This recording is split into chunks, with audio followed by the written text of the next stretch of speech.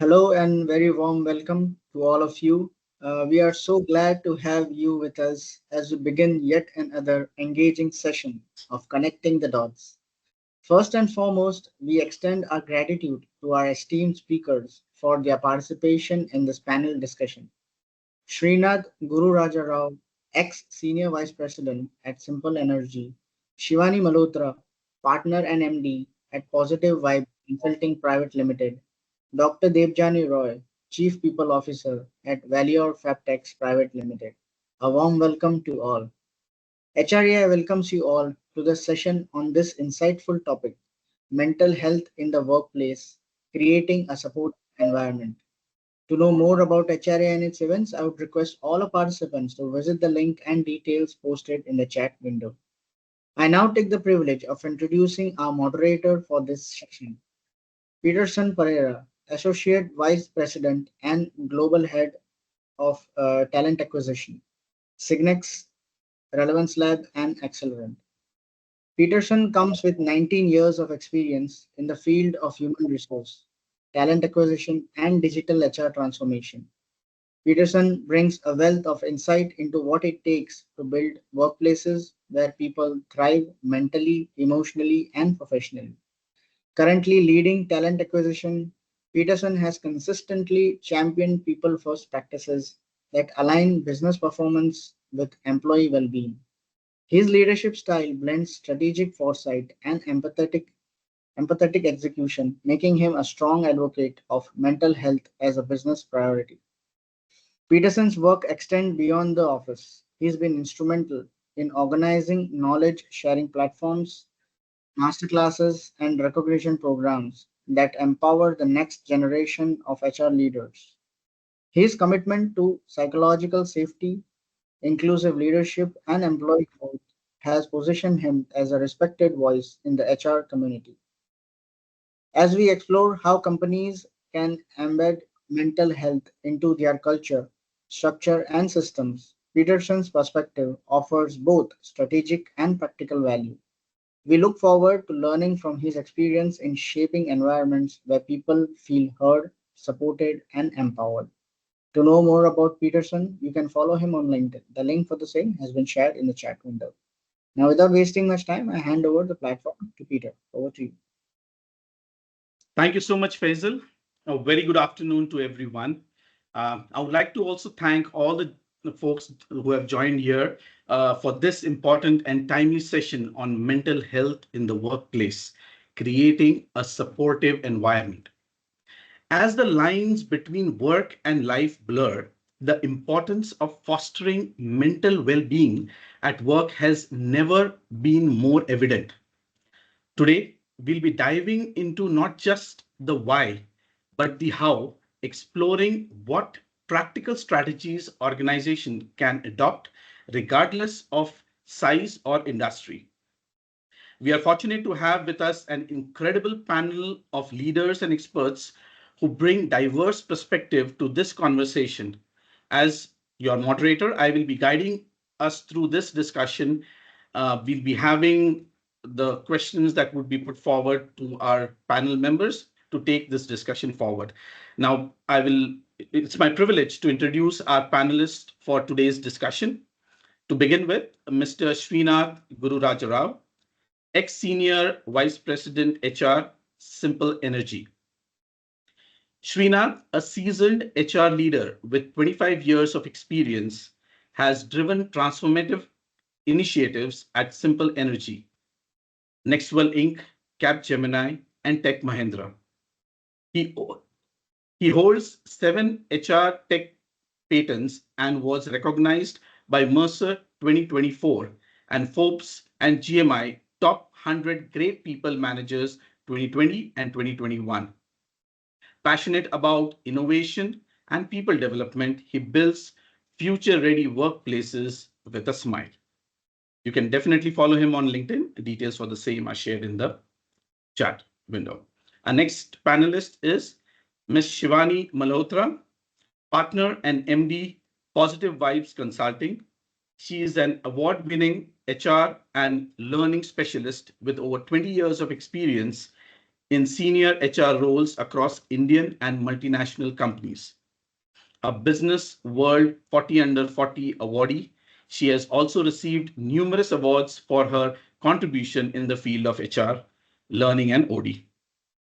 An MBA from Symbiosis Center of Management and HRD, SCHM HRD Pune, Shivani founded Positive Vibes Consulting in the year 2016, specializing in HR strategy, leadership development, and organization design. Renowned as an HR thought leader, leadership coach, and people strategy expert, Shivani's dedication to excellence has positioned her as a trusted mentor, guiding professionals, teams, and organizations to achieve sustainable growth and success. Shivani is also empaneled as a mentor of change with Niti Aayog, Government of India. Welcome, Shivani.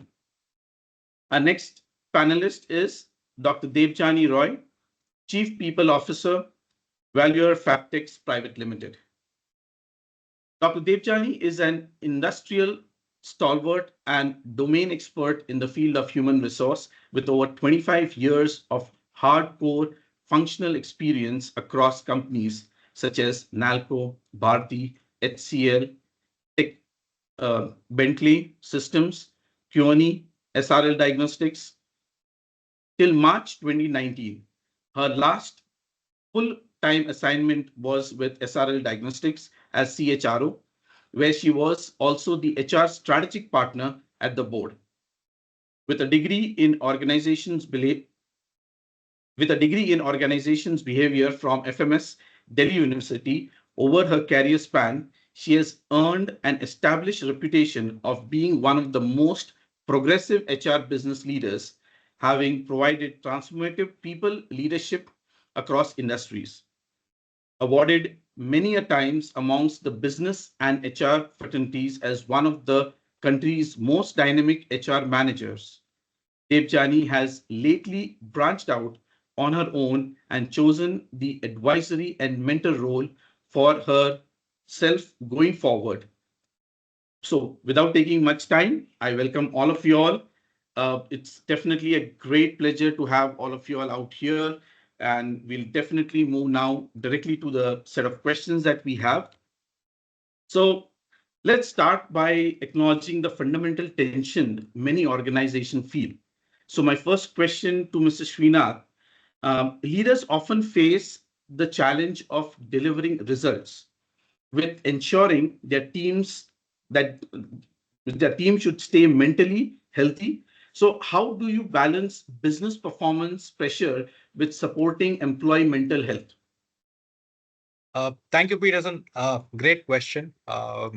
And thanks to HRI for having all of us here, sharing our experiences and insights.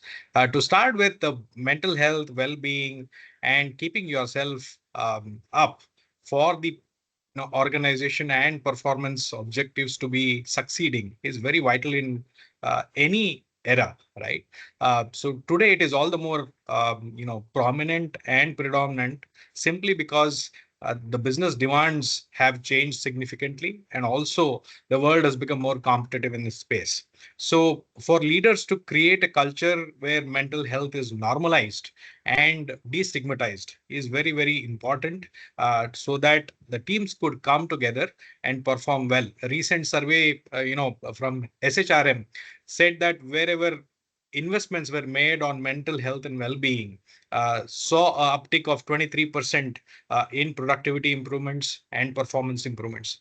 Not only just because a survey says that you have to make investments, it is very important and a very underlying factor. When you look at teams and performances, you could not expect a team to perform when somebody is unwell, when somebody is not fully fit mentally, right? And it is vital that we recognize that, appreciate it, and bring it to the fore so that the overall well-being of an individual and teams and the organization is actually addressed at the core. So towards this, some of the organizations and practices that you see in the outer world. The most famous one is the TCS's, the marathon that they conduct, and it is so famous that everywhere there is that identification and participation which is going up each year. Similarly, a lot of organizations have been doing that. We, in the past organization at Simple, what we did was we looked at ourselves as an organization who were incepted in India, Make in India manufacturing organization into the EV space. We said we will bring about our culture and align it to well-being. When we looked at the overall spectrum, there were very few activities that the whole nation participated. One of those was festivals, right? So mental well-being is, as kids, we've all grown up to a Durga Puja or a Ganesha, festival across the country, and we identify ourselves with those. So we said, let's not just do a symbolic puja, but we do a 11-day program and conduct our businesses simultaneously. So doing that, the alignment was super fast, and created a kind of camaraderie, created a kind of joy that was not seen earlier. You do a 1-day event and go off, but this was a 11-day continuous event. Every year we have sustained it for the last 3 years now. So I think identifying and bringing certain rituals to practice where mental health and well-being is addressed is very, very important, and organizations should look for innovative ways to bring these to the fore and ensure that alignment to performance, productivity, and business objectives are totally in sync with those. I think that's my take on this.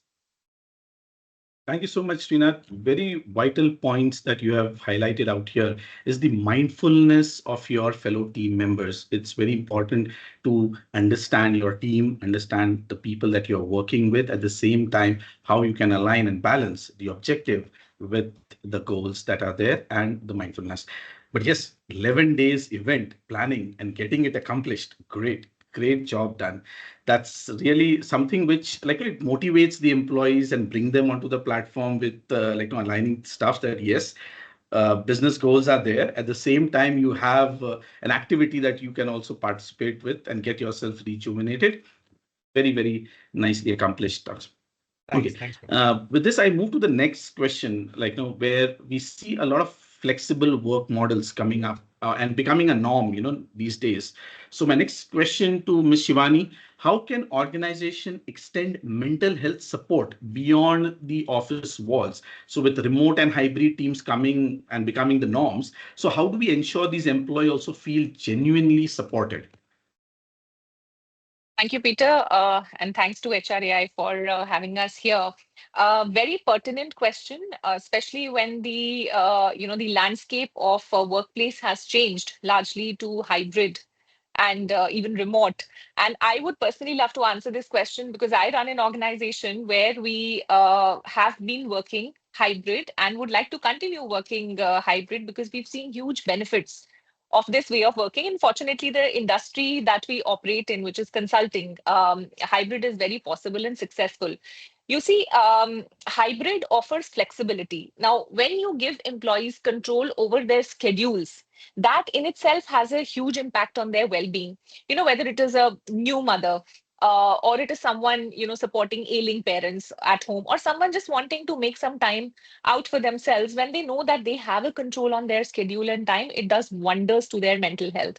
Now, when it comes to, supporting remote or hybrid teams, the key is to stay intentional and consistent. So to your question, what can companies do? I'll share a few, I'll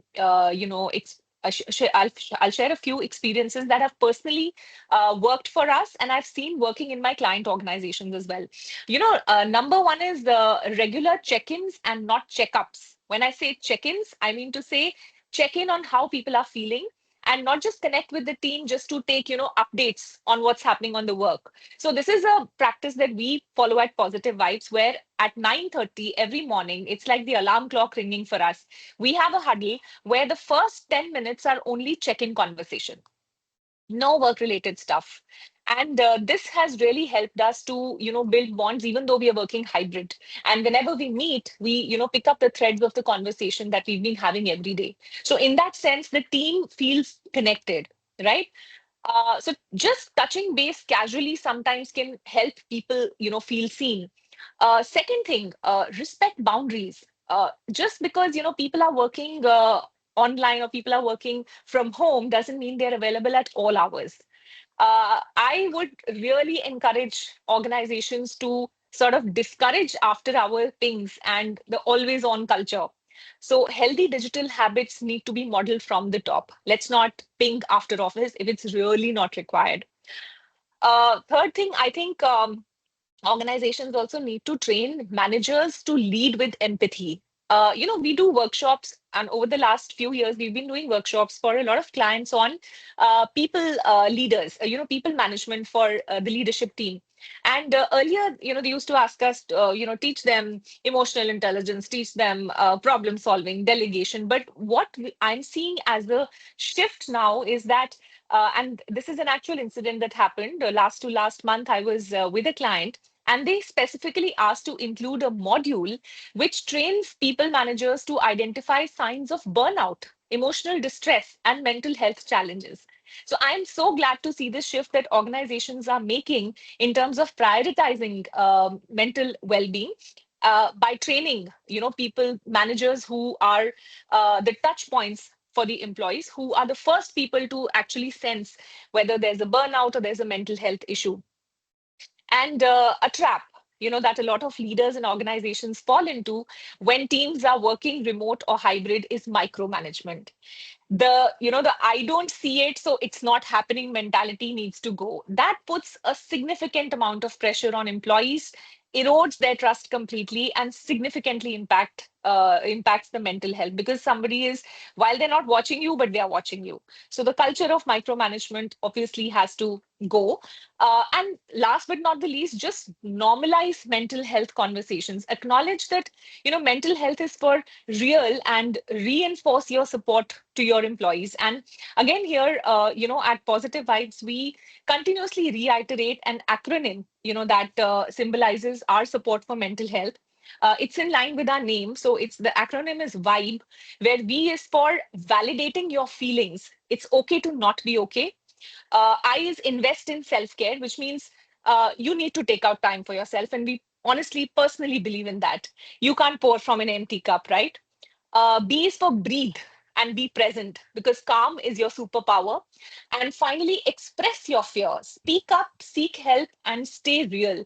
So when your employees continuously listen to this from the top management, they know that you have their back.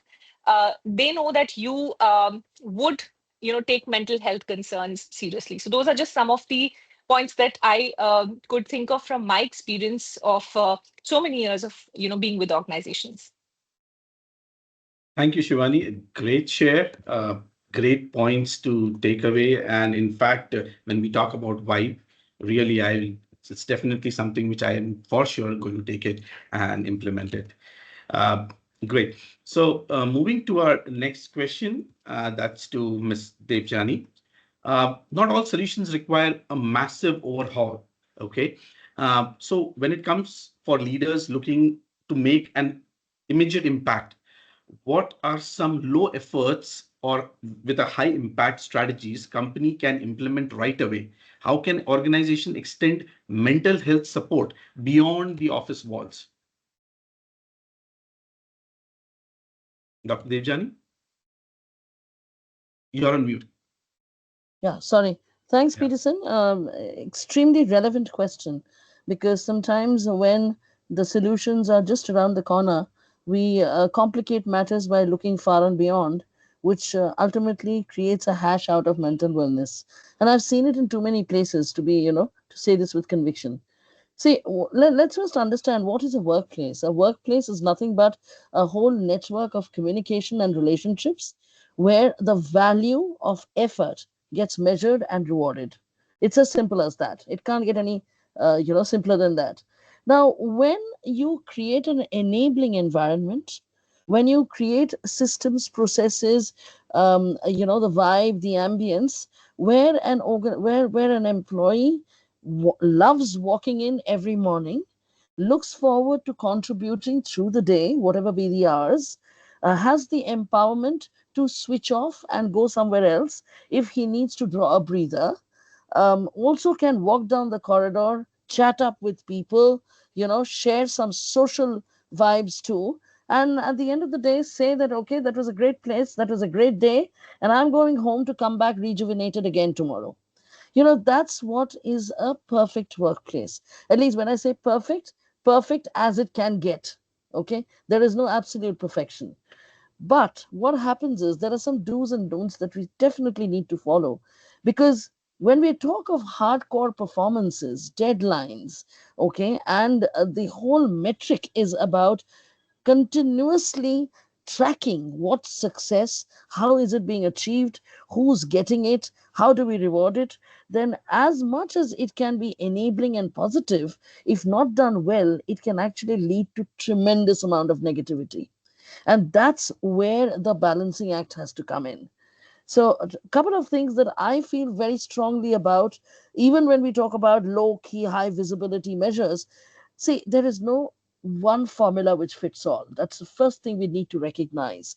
People are different, industries are different, companies are different.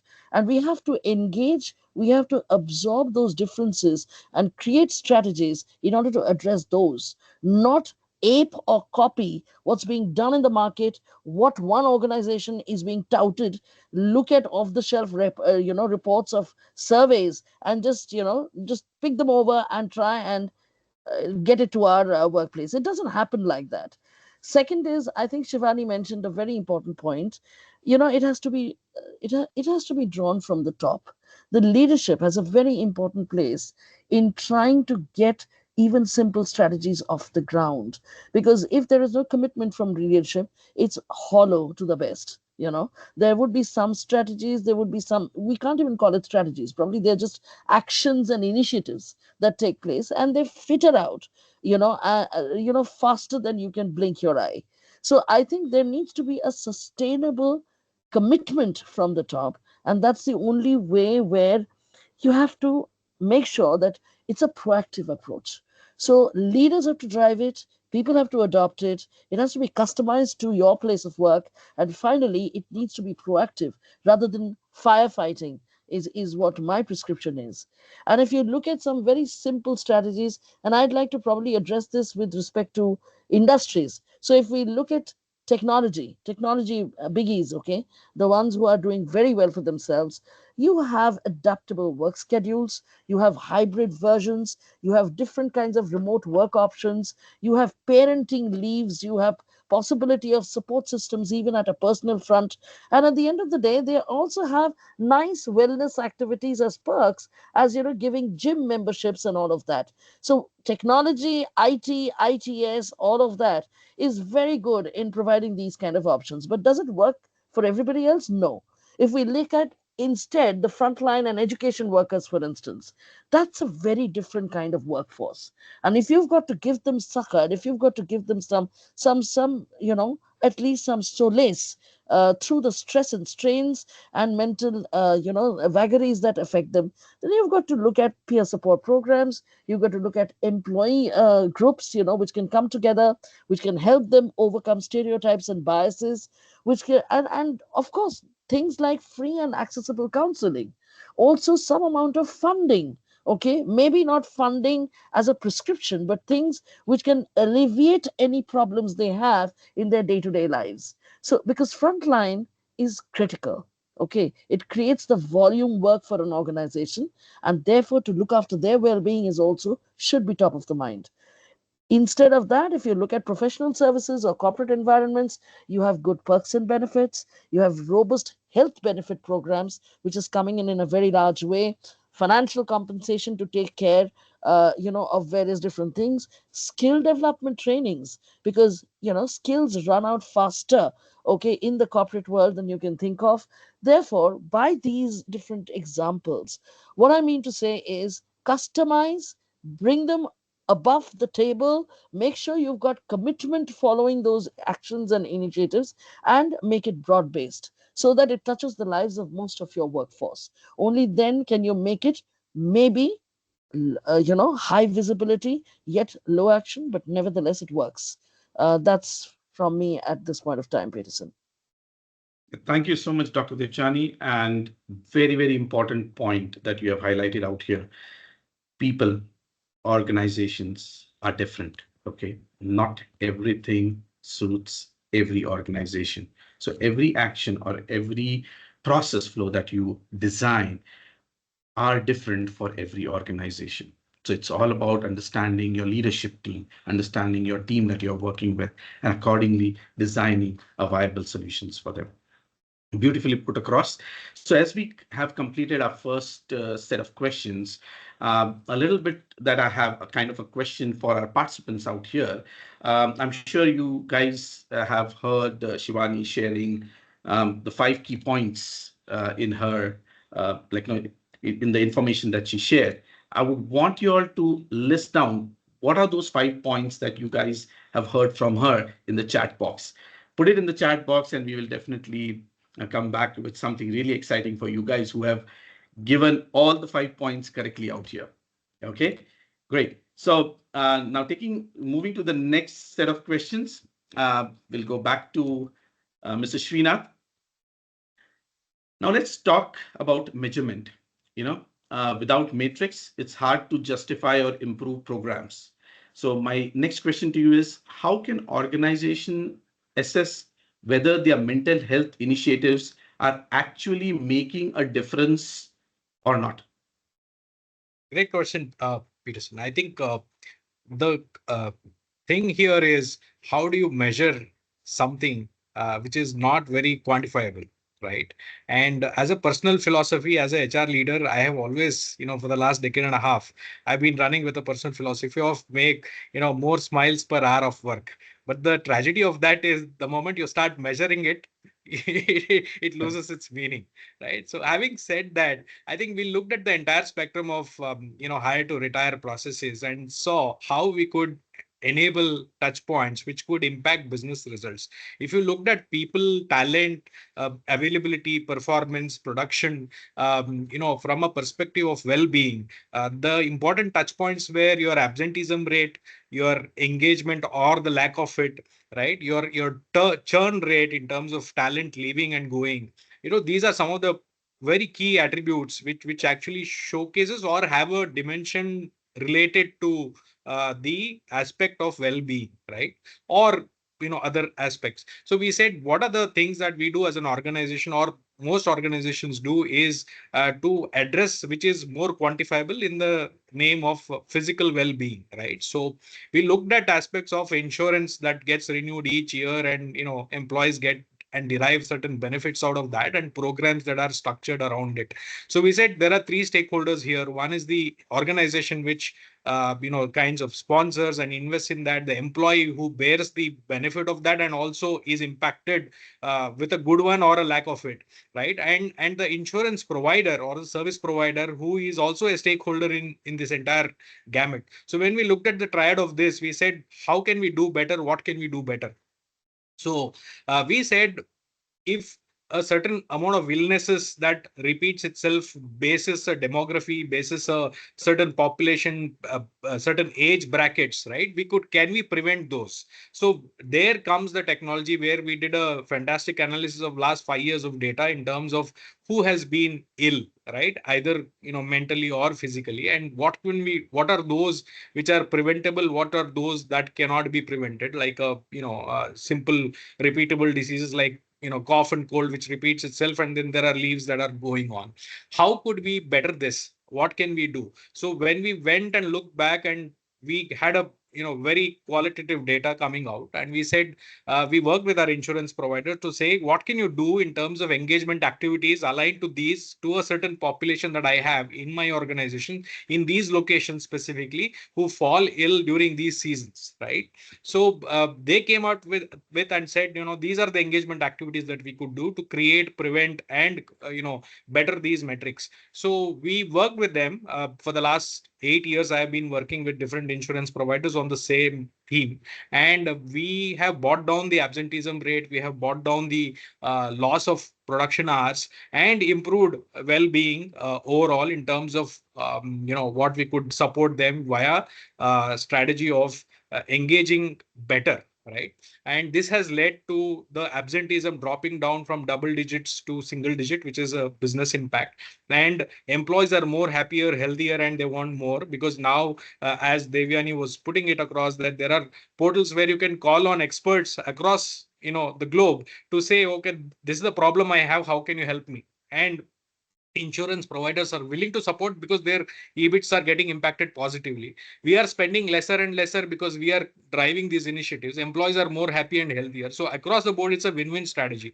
So we did this and it has helped us wonderfully well. And last year we were also recognized as HR in AI as this on this initiative, where which we took help of AI to predict what are those repeatable illnesses and non-repeatable illnesses, and this has helped us. So I think this is one clear strategy which can yield. Mental well-being is definitely, there are quantifiers. If it is not, if mentally somebody is not well, emotionally not sound, then there are challenges. How do you measure it is still a difficult proposition, right? It is through conversations, it is through a shoulder, a pat on the back, and a walk or a coffee corner conversations that will unravel those.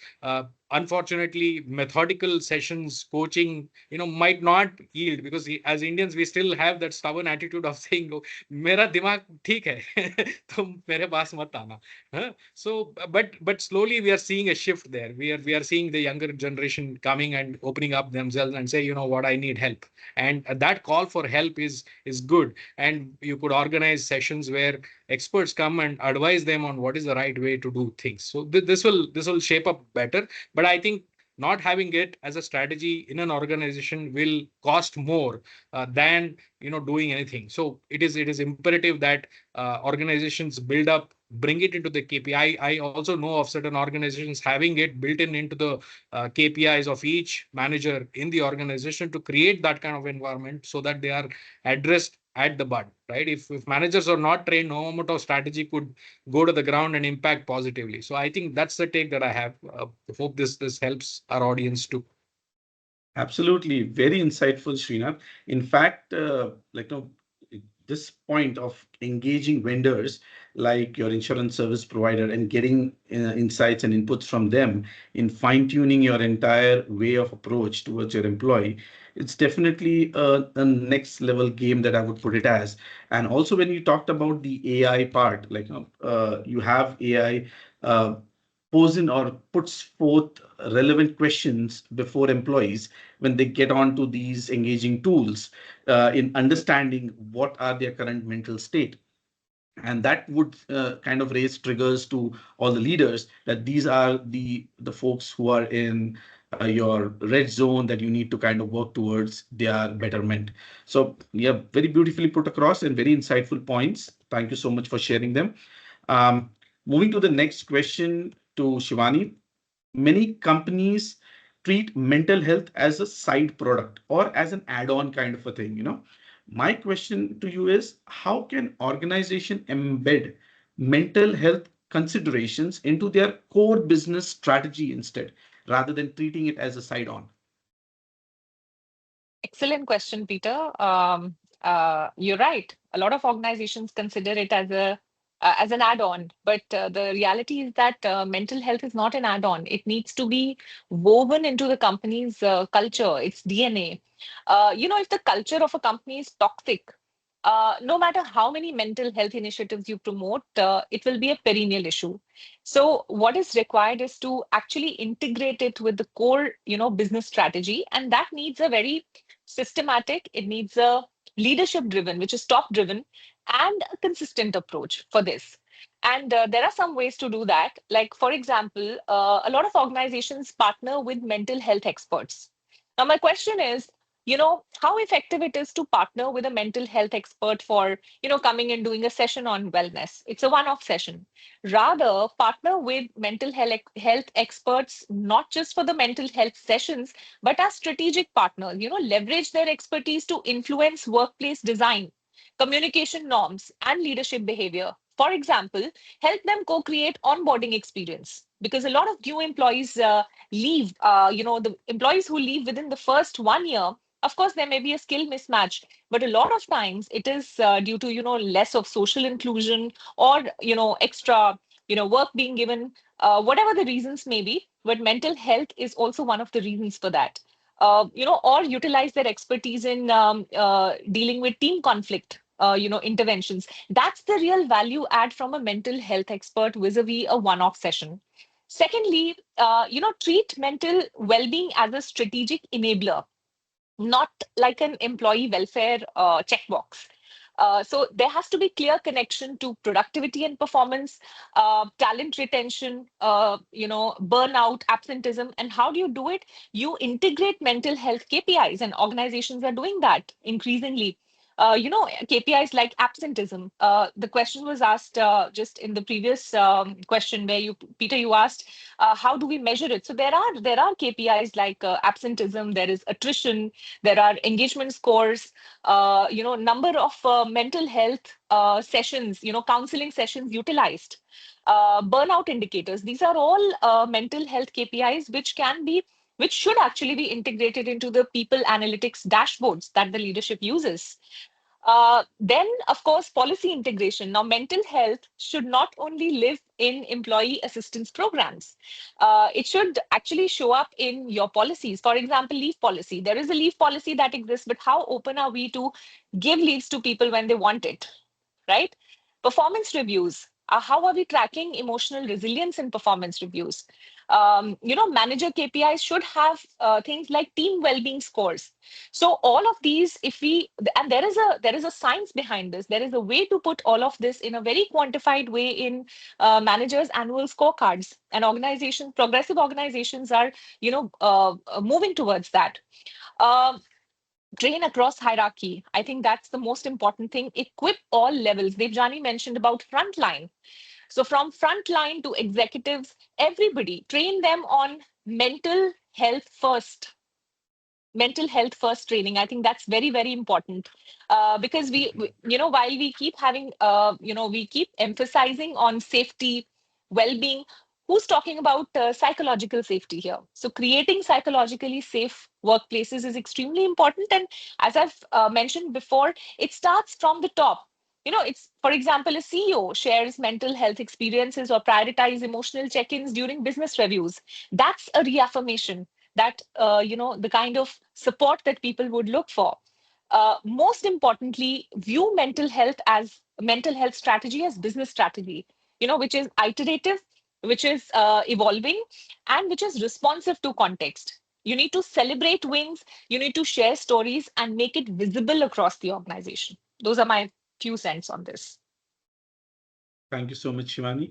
Really very important pointers that you have highlighted in terms of metrics, as well as very important what I felt was train your leaders in terms of mental well-being. If your leaders know how to measure and ensure that your team delivers to that level, it is very important for the leaders to drive it, and that's how it will then have the entire organization and impart it as your policy rather than having it as a session or calling a trainer for one particular session or event. And very important point, partnering with a trainer who can ensure that, yes, that kind of well-being is brought as a policy in the organization. Moving to the next question, that's for Debjani. With ESG reporting on the rise, can mental health be aligned with ESG goals, and how can it be reported as part of sustainability efforts? Peterson, we live in a world today where I think employee well-being, mental health, these are becoming extremely hot topics for discussion within the overall gamut of, environmental health and safety.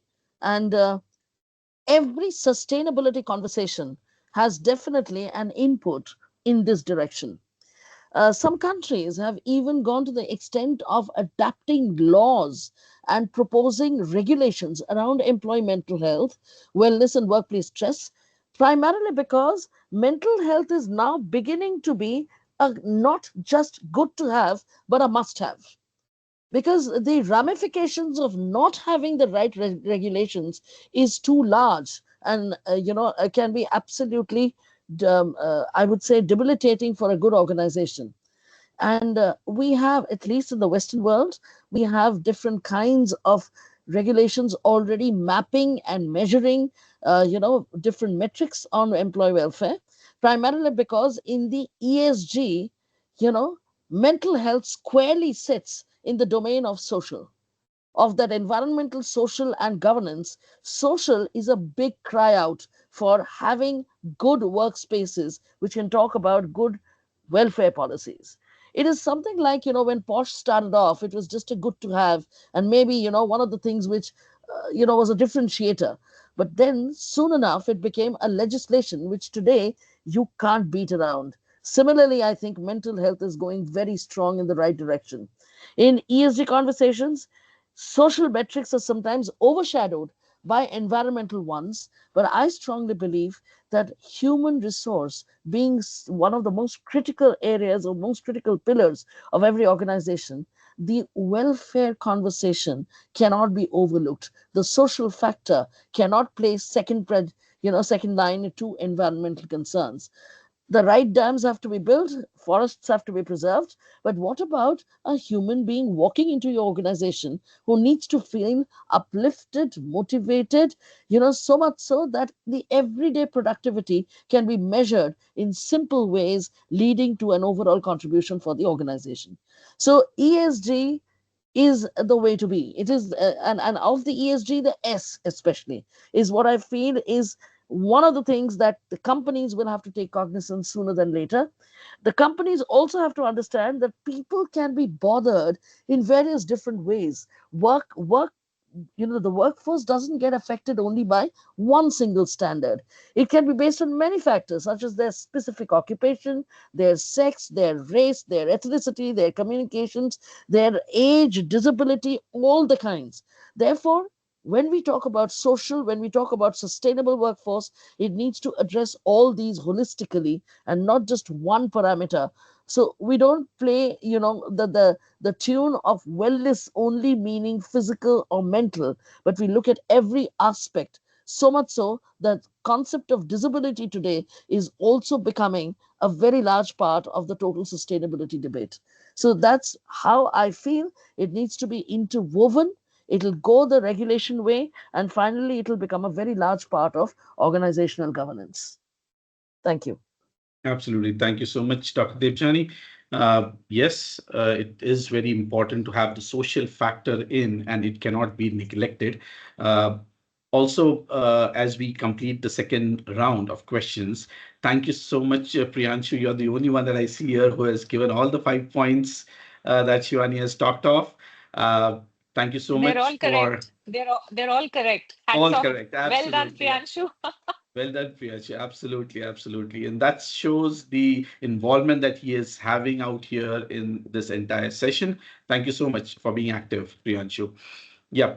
So moving to our next set of questions, looking at signs of progress, when we look at what are some of those early indicators that a mental health strategy shows to be working, like, how can one see those indicators that some of the mental health programs or strategies that are implemented are actually showing result? So this question is to you, Srinath. Yeah, I think great question. I'll just take it at a little more macro level in terms of strategy for an organization. Hmm. When you look at the entire, talent spectrum and how we need to motivate, retain, and attract better talent as the day goes by, there are certain tools contextualized to your set of organizational behaviors and motivations that needs to be fulfilled over a period of time. To do that, we employed different levers to engage our people, to attract our people, retain our people. One of those specifically was in the space of multiple intelligences by Howard Gardner. Right, we all come with different motivations, of course, aligned to or anchored to a larger space of workplace. But we also have our own lives, right, in terms of habits, in terms of where we derive our pleasure in terms of doing certain activities and doing certain things, right? So there's somebody is a dancer, somebody is a musician, somebody is a trekker, somebody is a sustainability champion. So how do you engage those aspects or elements, dormant elements within the organization space to be able to motivate further employee and bind them better. So we deployed these multiple intelligences club and themed it on a different engagement strategy so that we bring common talent elements together and engage them further. So when that binding happens, there is more trust, there is more camaraderie, there is more alignment, and it also opens up the space of performances much better. And the avenues of discord, dissidence, toxicity is disabled to an extent where those don't matter, right? When the trust is higher, you don't not trust your fellow employee. So these elements became more dormant, and we were able to leverage these trends to be able to align organization objectives much better. So that was one. Second aspect was to create higher awareness to have those mental well-being or not unwell-being conversations with your fellow colleagues or managers, right? So in most cases, managers is your first responder, right, who to a mental unwell incident. So we trained our managers to be able to say, okay, these are the support elements that I will provide to my team members in cases of these identifiers of not being well. So this helped us create more awareness, and we had more and more participation when incidences of stress played out, right? So definitely in an organization context, there are a lot of moving parts and there are stresses that surface out time and time. So we trained our manager to say, how do you engage those and how do you deal with that, and when do you actually escalate, when you say no, I cannot help, but I will help you, bring or talk to an expert. So those conversations got elevated. And third one is, how do you put an architecture to support all these with the experts themselves and organizations who can strategically intervene and say, okay, this is what we can do for your talent. So these three sets of pillars that have been architected in terms of the overall design of the organization and talent has helped us lever better and create more conversations, one-to-one spaces. And also employees are feeling more safer because they don't not only have their managers talking better and creating better environments, but they also have a lot of colleagues who share their attributes in terms of talent, in terms of in terms of co-conversations apart from the work elements, right? That binds you much better. It opens up a large furrow of 8+ hours, right? So 8+8 is, typically if you divide 8 hours of work and 8 hours of family time or whatever, you have other set of conversations also mingling. Not necessarily that everything yields, but collectively as a whole, the point shifts towards the positive self of better well-being and mental health and well-being initiatives. Thank you so much, Srinath. And yes, bringing the common element of talent within individuals and getting them engaged together creates some kind of like it's like striking a chord between each other. So very well said. Like in fact, in our organization also, when we talk about a group of band that you create, correct? Some are good at playing a couple of instruments, and then after they leverage together and have those jamming sessions, and one fine day they all get together for an event that is hosted at the organization. It's all like they talk about those musics and other factors that keep them more interested in those areas and just share the same chord within each other. So yep, rightly said, and very beautifully put forward. Now taking to the next question to Shivani.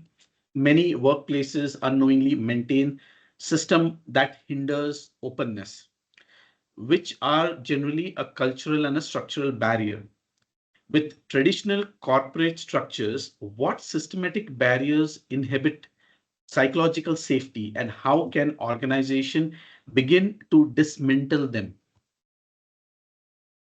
That's a very powerful and a very real question, Peter, I must say. It's a reality. Traditional corporate hierarchies can unintentionally end up suppressing psychological safety. And there are a couple of ways how this happens.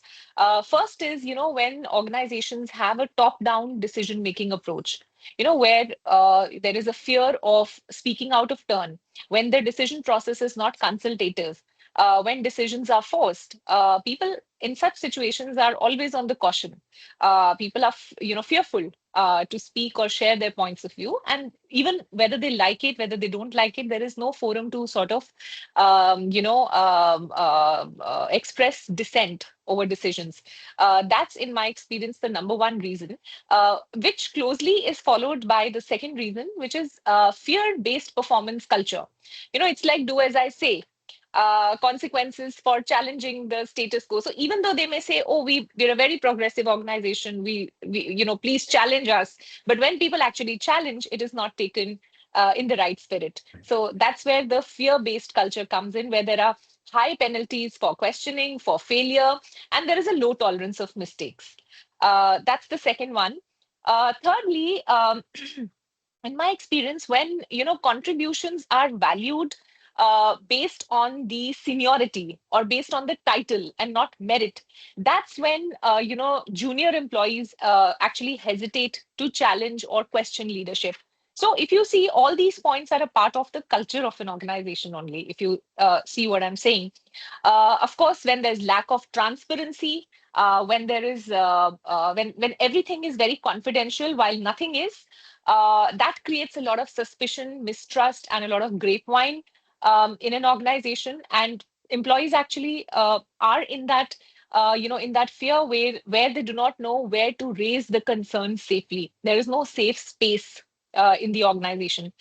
And last but not the least, I think micromanagement, I would still rate that as, a very, very high contributor, into creating psychological, into actually as a barrier of creating psychological safety, because, people who are capable do not like to be micromanaged, and people who know their job do not like to be micromanaged. But if micromanagement becomes a part of the culture, irrespective of whoever is there, good or bad, good performers or bad performers, I think you end up losing your talent, and that's a big one.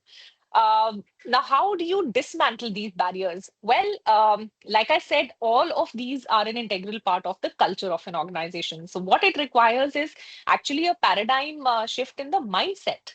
So, when the culture is all about fear, when the culture is all about authority, insecurity, micromanagement, no amount of mental health initiatives can help the organization in promoting mental well being. So, mental shift, mindset shift right from the top is the number one dismantler here. Then of course, creating open forums. When I spoke about communication not being transparent, so creating open forums, reverse mentoring, having an organization culture where reverse mentoring is encouraged, skip level meetings where you're giving employees direct access to decision makers in a structured way. Reward speaking up, publicly recognize constructive dissent, honesty, feedback, embed it into the performance reviews, or the KPIs that I just mentioned about. More importantly, safe and confidential ways for employees to raise issues without the fear of consequences. I think that's a big one. Create anonymous feedback loops and make sure they're anonymous. While I know of organizations which create anonymous feedback loops, but the feedback is not anonymous, honestly, and that's what erodes the trust of employees, and employees stop sharing. There's a very famous saying that organizations should be concerned not when people speak up, but when people become silent.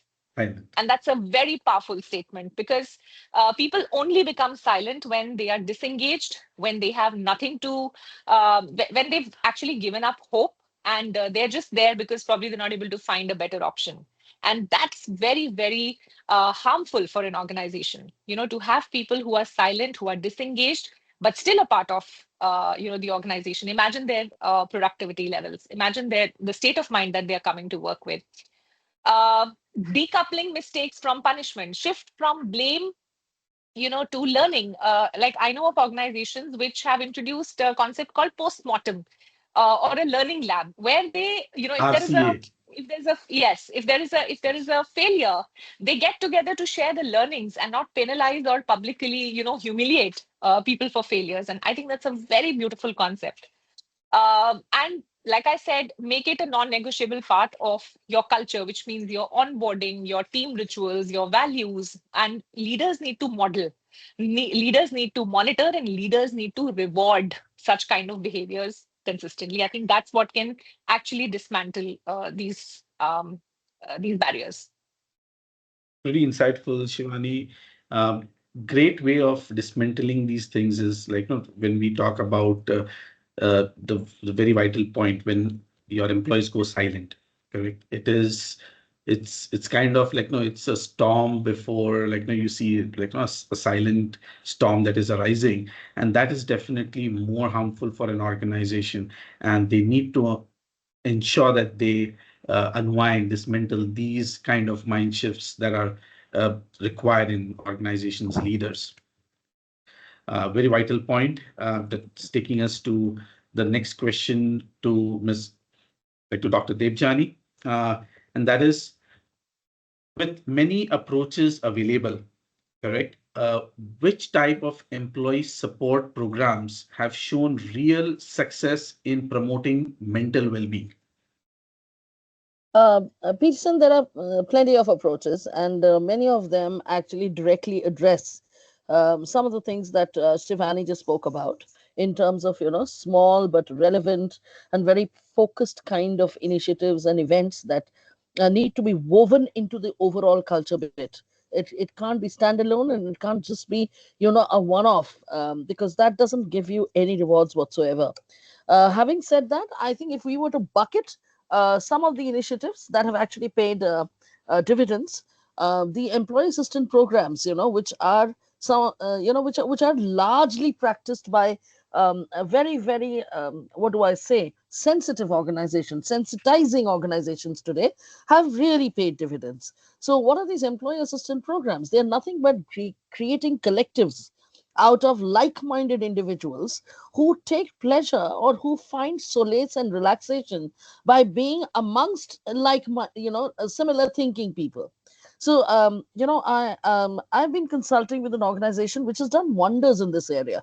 For instance, they've not just created a drama club, or they've not just created people who snack out on Friday evenings together and enjoy having a certain kind of snacks, because each of these are a way of relaxation, of venting, as we call venting.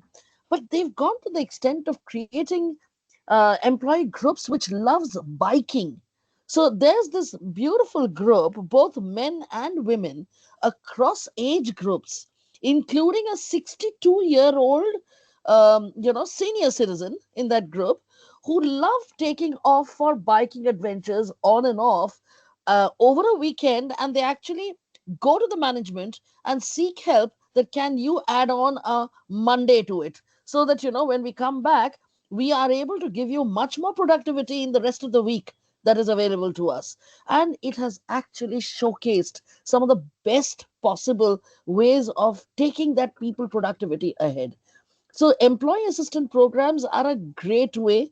They are becoming very innovative. They're becoming extremely interesting, thought through, and I think they're going a long way in creating that kind of an environment. The other one is really mental health first aid groups. There's a need to understand that what is mental health. Unfortunately, in our country, in certain parts, mental health is still stigmatized. Okay, people don't understand the real relevance or meaning of what is mental health. It can be as simple as anxiety, generalized anxiety, to something which is bordering on, depression, to much, much more serious issues. But at the organizational level, we should have people at least who should be able to spot some of the simpler kinds, which means that inculcate in them health seeking behaviors. Make them aware of what are these little signs to look out for, and if so, how can they, like somebody had mentioned a little while back, over a cup of coffee or just a stroll down one of the corridors, or even going out for a breath of fresh air, can alleviate some of that mental cobweb which is sitting in the mind of somebody. So I think the mental health first aid groups which are now formed are doing a great work. And some other very interesting ones, training and awareness groups are there, diversity inclusive groups are there. Important things like financial wellness programs. Sometimes you are really bogged down because you're always bordering on the can I sustain, can I make all ends meet. So providing them with those little initiatives every time you spot a real difficult area to work on is important. One of the things I want to highlight very recently, which has taken which is now going and gathering steam, is the return to work programs. I think that is creating tremendous momentum, giving a lot of what do I call rejuvenating energy to a large groups of people, whether it's the pensioners, whether it's the women folk but very highly educated, whether it's even children who've not done very well in schools without A grades and B grades, but they can be intuitive. They can actually get into your AIs. They understand how to do technology. It's a great moment to look at. So I think these are some of the groups, some of the initiatives which we need to watch out for, because I think they're going to gather more and more steam. Thank you, Dr. Devjani. And yes, these groups that every organization should be having now has become more of a necessity than just a kind of essential to have kind of a thing in the organization. So such groups, every organization needs to create, be it when we talk about the mental first aid group or you talk about the diversity inclusion, EAP programs are there. But yes, it's very important for all the organization to imbibe and incorporate that. Keeping in mind the time, and we are already done with our third set of questions. A couple of key takeaways that I have from this session, a beautiful session. Thank you all the panelists for contributing towards this discussion. I'm sure our participants have had a lot to take away from this session. A couple of things around supporting their their mental well-being in not just the HR responsibility. It's a strategic lever for performance, engagement, and retention. Leaders must actively balance performance expectations with empathy, modeling behaviors that support psychological safety and open communications. uh, Everyone should look at only the remote targets. I would put it as the first practices, digital practices that come up, correct? When we are looking at the outreach programs, virtual support tools, and regular emotional check-ins to avoid the isolation factors that creep into employees. The EAP, the last thing that we definitely talked about, the tracking the usage of EAP, employee feedback, absenteeism, and engagement survey to measure and adjust programs. So, and also not to forget the ESG goal setters, the social dimension, which Dr. Devjani has brought into it. Definitely, these are all the factors that we should be taking as a key takeaways from this session. Thank you so much for contributing towards this. Thank you, HRII, for organizing this session. Over to you, Faisal. Thank you, Peter, for your expert facilitation. Your guidance brought both energy and depth to the discussion, steering it with great clarity and focus. Grateful appreciation to Srinath, Shivani, and Devjani for sharing their insightful perspective and thoughtful contributions. Your time and effort made this session truly impactful. Looking forward to many more enriching and engaging conversations ahead. For those eager to revisit today's insight, the session recording is available on our YouTube link shared in the chat window. A special thanks to our event partners, Geisha, NASCOM COE, Talgro, TLE, WICCI, LinkedIn Local Ahmedabad, and India for their invaluable support in making this event a success. To learn more about these associations, please refer to the links provided in the chat. We look forward to welcoming you to our next session on the topic building a future ready workforce, embracing continuous learning and skill development on May 8th, 2025. With that, we conclude today's webinar. Thank you for being a part of this journey. Wishing you good health, positivity, and success until we meet again. Take care and farewell for now. Thank you so much, Thank you so HRAI. much, Thank you for Faisal. the platform. And thanks, Peterson, Shivani, and Srinath. Lovely being here. Thank Thank you. Thank you, Thank you. Doctor. Thank you so Thank you, much. Doctor. Peterson, Thank you. excellent moderation. Amazing to have this discussion. Thank you so much. Thank It you was great so to much. be with Thank you, Shivani. Jani and Srinath It's both. indeed a pleasure. Thank you. Thank you. Thank you, Bye-bye. Thank you, HRAI, Faisal. Peter, and everybody. Thank you so much. Thank you. Take Thank care. you. Bye-bye. Take care. See you Bye. soon. Bye. Bye bye.